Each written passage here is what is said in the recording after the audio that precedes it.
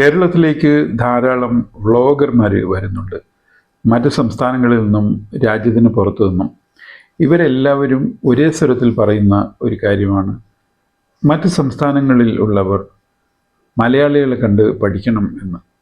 അവർ സൂചിപ്പിക്കുന്നത് ഇവിടുത്തെ സൗഹൃദ അന്തരീക്ഷവും മതേതരത്വവും മലയാളിയുടെ സ്നേഹത്തെക്കുറിച്ചൊക്കെയാണ്.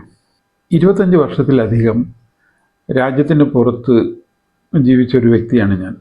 ജോലിയുടെ ഭാഗമായിട്ട് ധാരാളം മനുഷ്യരുമായിട്ട് അടുത്ത് ഇടപഴകേണ്ടി വന്നിട്ടുണ്ട്. വിവിധ ഏഷ്യൻ രാജ്യങ്ങളിൽ ഉള്ളവർ, ആഫ്രിക്കക്കാർ, മിഡിൽ ഈസ്റ്റിലുള്ളവർ, യൂറോപ്യൻസ്, അങ്ങനെ പലതരം ആളുകളുമായിട്ട് ഇടപഴകാനുള്ള അവസരം ലഭിച്ചിട്ടുണ്ട്. എൻ്റെ അനുഭവത്തിൽ നിന്ന് എനിക്ക് പറയാൻ പറ്റുന്ന ഒരു കാര്യം, ഈ മനുഷ്യരുടെ കൂട്ടത്തിൽ ഞാൻ ഏറ്റവും ഇഷ്ടപ്പെടുന്നത് മലയാളികളെയാണ്. മലയാളി മനസ്സിലെ ഒരു ആർദ്രത, ആ ഒരു എന്താ പറയുക, ആ ഒരു ബന്ധത്തിലുള്ള ഒരു സത്യസന്ധത ഞാൻ വേറെ എവിടെയും കണ്ടിട്ടില്ല. നമ്മൾ പുറത്ത് വെച്ചൊരു മലയാളിയെ പരിചയപ്പെട്ടാൽ, മലയാളി എന്ന് അറിയുമ്പോൾ തന്നെ അതൊഴികെയുള്ള ജാതി, മതം എല്ലാം ഓഫാവും. എന്നിട്ട് ഈ മലയാളി എന്നുള്ള വികാരം മാത്രം ആക്റ്റീവാവുകയും പരസ്പരം സഹായിക്കാനുള്ള ഒരു സന്നദ്ധത, അത് ഞാൻ മലയാളിക്കുള്ളതുപോലെ ഒരു സമൂഹത്തിലും ഞാൻ കണ്ടിട്ടില്ല. ഒരാവശ്യം വരുമ്പോൾ മലയാളികൾ സെക്കൻഡുകൾക്കുള്ളിൽ എല്ലാം മറക്കുകയും ഒറ്റക്കെട്ടാകുകയും ചെയ്യും. അത് നമ്മൾ പല പ്രാവശ്യം കണ്ടിട്ടുണ്ട്. അതിലൊന്നാണ് പ്രളയം വന്നപ്പോൾ ഉണ്ടായത്. പെട്ടെന്ന് മലയാളി ഒറ്റ ശരീരമായിട്ട് മാറും.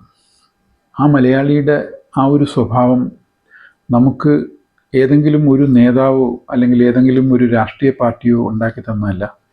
നമ്മൾ തലമുറകളായി കൈമാറി നമുക്ക് കിട്ടിയതാണ്. പ്രവാചകൻ മക്കയിൽ ജീവിക്കുന്ന അതേ സമയം ഇസ്ലാം എത്തിപ്പെട്ട മുസ്ലിങ്ങളുണ്ടായ ലോകത്തിലെ തന്നെ അപൂർവം സ്ഥലങ്ങളിലൊന്നാണ് കേരളം. ഇവിടെ വന്ന മുസ്ലിങ്ങളോട് അന്നത്തെ രാജാവ് ചോദിച്ചു, നിങ്ങൾക്ക് എന്താ വേണം?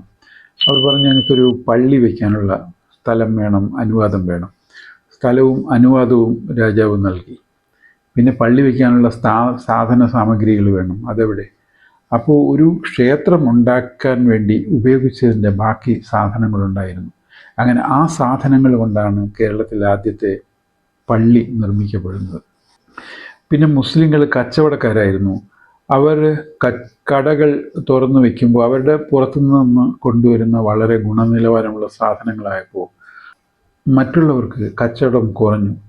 അത് കണ്ടപ്പോൾ മുസ്ലിങ്ങൾ അവരുടെ കട ഉച്ചയ്ക്ക് ശേഷം അടച്ചിട്ടു, സ്വന്തം ഹിന്ദു സഹോദരങ്ങൾക്ക് കച്ചവടം കിട്ടാൻ വേണ്ടി. അപ്പം മുസ്ലിം ഹിന്ദു ജീവിതം തുടങ്ങുന്നത് തന്നെ ഒരു സ്നേഹത്തിൻ്റെയും സൗഹൃദത്തിൻ്റെയും അന്തരീക്ഷത്തിലാണ്. അതിങ്ങനെ വളർന്ന് വികസിച്ച് തലമുറകൾ കൈമാറിയാണ് നമ്മൾ ഇന്ന് ഇവിടെ എത്തിയത്. ആ സൗഹൃദങ്ങളെയെല്ലാം തകർക്കാൻ വേണ്ടി രാഷ്ട്രീയ നേതൃത്വം ഇറങ്ങിയൊരു പശ്ചാത്തലത്തിലാണ് ഞാൻ ഈ വർത്തമാനം പറയുന്നത്. അതുകൊണ്ടാണ് എനിക്കിത് പറയേണ്ടിയും വന്നത്. തിരഞ്ഞെടുപ്പുകളെക്കുറിച്ച് പറയുന്നത് ജനാധിപത്യത്തിൻ്റെ ആഘോഷം എന്നാണ്.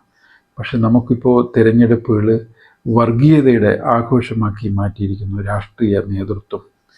ഒരു മയക്കുമരുന്ന് അടിമയ്ക്ക് അത് കിട്ടാതാകുമ്പോൾ ഉണ്ടാകുന്ന വെപ്രാളം എന്താണോ അതാണ് അധികാരം പോകും എന്ന് തോന്നുമ്പോൾ നമ്മുടെ രാഷ്ട്രീയക്കാർ കാണിക്കുന്നത്.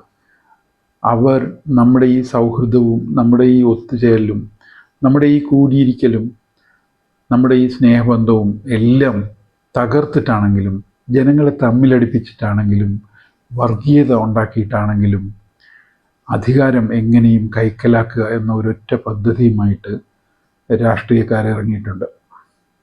നമ്മുടെ സാമൂഹിക ജീവിതത്തിൽ ഇന്നുള്ള ഈ സൗഹൃദവും സ്നേഹവും നമ്മുടെ വരും തലമുറകൾക്ക് കൈമാറണമെങ്കിൽ, അവർക്കും ഈ ഒരു അന്തരീക്ഷത്തിൽ ജീവിക്കാൻ കഴിയണമെങ്കിൽ മലയാളത്തിന് വേണ്ടി, കേരളത്തിന് വേണ്ടി നമ്മൾ ഓരോരുത്തരും കാവലിരിക്കണം. ഈ വർഗീയത പറയുന്ന, നമ്മളെ വിഭജിക്കാൻ കഴിയുന്ന രാഷ്ട്രീയക്കാരെ നമ്മൾ കരുതിയിരിക്കണം.